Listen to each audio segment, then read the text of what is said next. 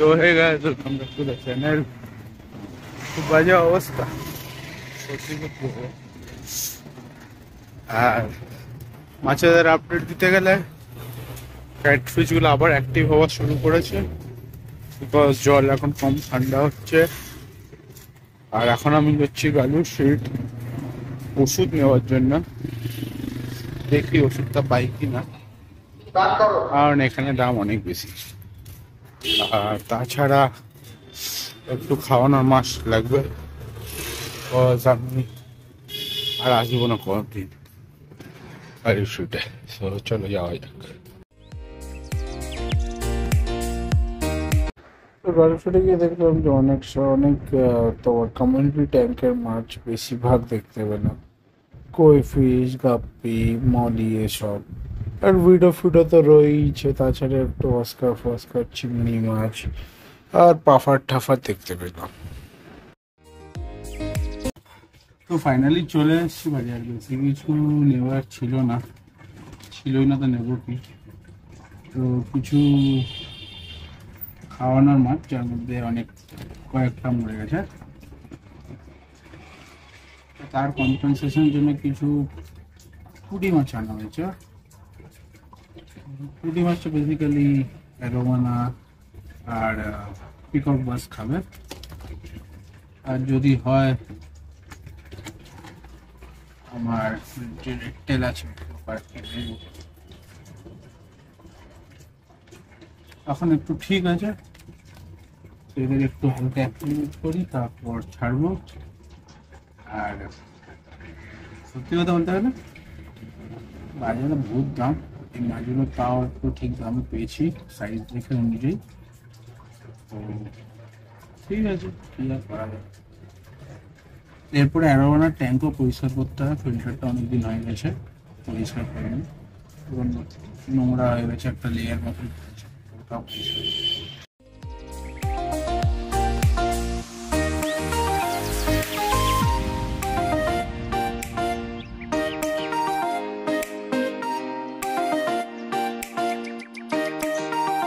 তো যেহেতু খালি দুটোই ব্যাগ নিয়ে এসেছিলাম আর বেশি কিছু পাইনি খাওয়ানোর মাছের মধ্যে, তো গ্যাস ফ্যাস তো করিয়ে নিয়েছিলাম।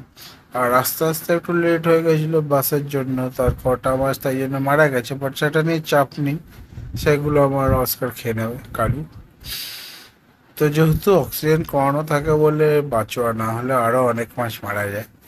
তো চলো এদেরকে একটুখানি অ্যাডজাস্ট হতে দিই এখানে, তারপর হালকা অ্যাক্লিমেট করে ওদেরকে এর মধ্যে ছেড়ে। এটা তো আমার বেড পট, তোমরা সবাই জানো। তো এর মধ্যে অস্কারের ছোট ছোট অস্কারগুলো আছে, একটা চান্না আছে পুল যায়, বাট সে কতদিন থাকবে আমি জানি না, কারণ প্রত্যেকটা চান্না এই সাইজ অব্দি যাওয়ার পর সুসাইড জাম্প মেরেছে। তো অস্কারগুলোকে এর মধ্যে রাখার একটাই কারণ, যাতে ওরা ন্যাচারাল ফিডিংটা নিতে শিখে যায় আর কোনো প্রবলেম না হয় ইন ফিউচার। আর এদের কালারটাও ভাইব্রেন্ট হচ্ছে ব্ল্যাক ব্যাকগ্রাউন্ডে।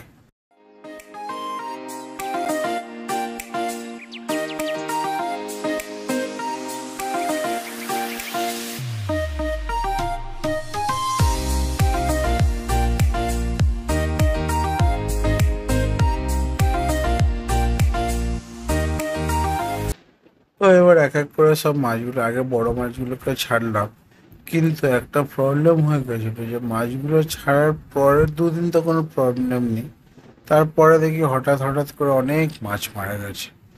কিছু কিছু মাছ দেখে মনে হচ্ছে অস্কারগুলো মাথা নেই, আবার কারোর কারোর মাথা আছে বাকি বডি নেই। তো ঠিক আছে, কিছু মাছ তো খাওয়া হয়েছে বুঝেছি, বাট কিছু কিছু মাছ মরে গেছে এমনি। তো ওটাই ওয়েদার চেঞ্জ হতে থাকে। তো তারপর যেমন বললাম আমার অ্যারোভারার ট্যাঙ্কটা পরিষ্কার করতে, বিকজ পুরো গ্লাসে একটা লেয়ার জমে গেছিলো।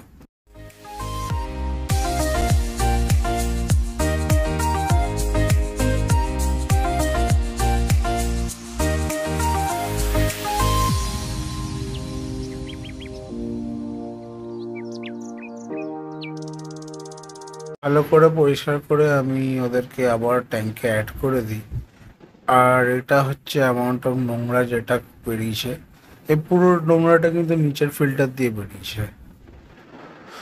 তো পার্টিশন দেখতে পাচ্ছ, পার্টিশন দেওয়ার কারণ আছে, বাট সেটা তো আমাদের পরের ভিডিওতে বলবো। আমার এই ক্যাটফিশটা অনেকটা অ্যাক্টিভ ওটার থেকে, যে ইনজিওর্ড হয়ে গেছে।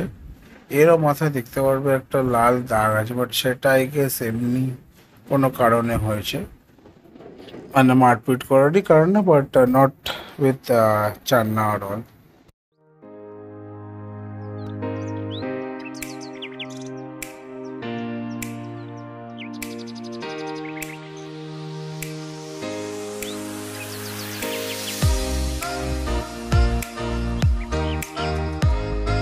তো চান্নাটাকে আমি ভাবছি কি করা যায়।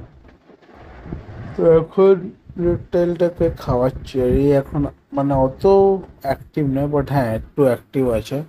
তো আমি ভাবছি এর ওপরে আর একবার ডিওয়ার্মিং ট্রাই করবো, মানে ওই রসুনের রসে ভেজানো খাবার, যাতে খেয়ে নেয়, আর যেটা খাওয়ার পর আই গেস যদি কোনো ওয়ার্মস থাকে সেটা মরে যাবে।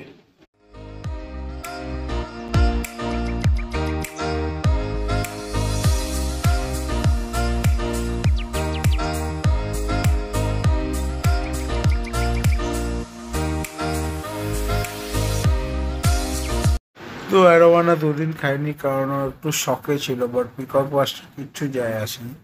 ও সেই দিন রাত থেকে, মানে সানডে নাইট থেকেই খাওয়া শুরু করে দেয় পুরোপুরি। আর অ্যারোয়ানা এখন হ্যান্ড ফ্রেন্ড হয়েছে দেখতে যেরকম। ও অনেকটা হাত থেকে এসে খায়, বাট আবার মাঝে মাঝে ভয় পায়, তো ওটা ওর মুডের ওপর ডিপেন্ড করে। বাট আশা করি ও পুরোপুরি তাড়াতাড়ি হ্যান্ড ফ্রেন্ড হয়ে যাবে।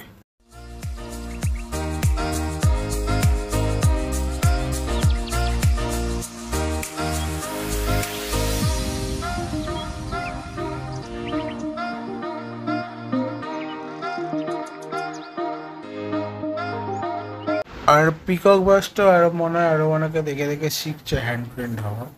দেখি, আশা করি ও খুব ভালো হ্যান্ড ফ্রেন্ড হয়ে গেলে না সুবিধা হবে, তাহলে মজা আসবে খাওয়াতে আর কিছু।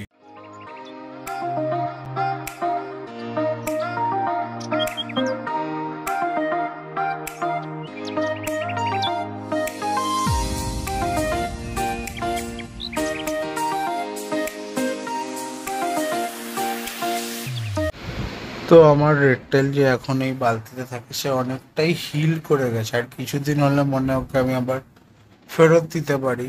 বাট আমি চাইবো যে ও এর মধ্যেই থাক, আর একটু ভালো হয়ে যাক, তারপর ওকে আমি ওর মধ্যে দেবো, কারণ ও এখন ওই হ্যাবিটটাই ওর চলে গেছে হাত দিয়ে খাওয়ার। তো ওটা এলো খুব ভালো। এটার মধ্যে কি মাছ আছে গেস করো, পরের ভিডিওতে জানতে পারো। সো আজকের ভিডিওটা কেমন লাগলো বলো, লাইক করো, শেয়ার করো, সাবস্ক্রাইব করো। আর এখনো কোনো আপডেট পাইনি যে প্লাস্টিকের কি হবে, চেঞ্জ তো করতে হবে। বাট যা বুঝছি, সেই ছোট প্লাস্টিক যেটা আগে একদম ওয়াটারপ্রুফ হতো সেটা নেই, যেটা আছে সেটা হালকা লাগলেই ছিঁড়ে যাবে।